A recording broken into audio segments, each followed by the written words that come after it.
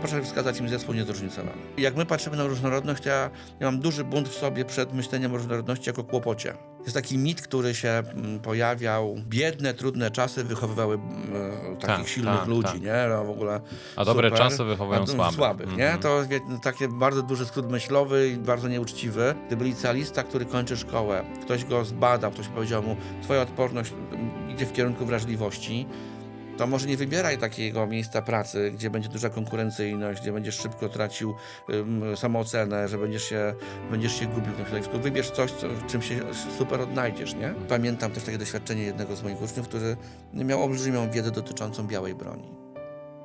Bardzo wyspecjalizowana wiedza. I to do tego stopnia, że on patrzył na numer bagnetu i mówi, ten bagnet nie mógł być pod Monte Cassino. Pytanie teraz, jaką przyjmę strategię w takim zespole? Czy ja będę starał się udowodnić, że jest słaby? Ludzie dzielą się na dwie grupy, odpornych psychicznie i na wrażliwych.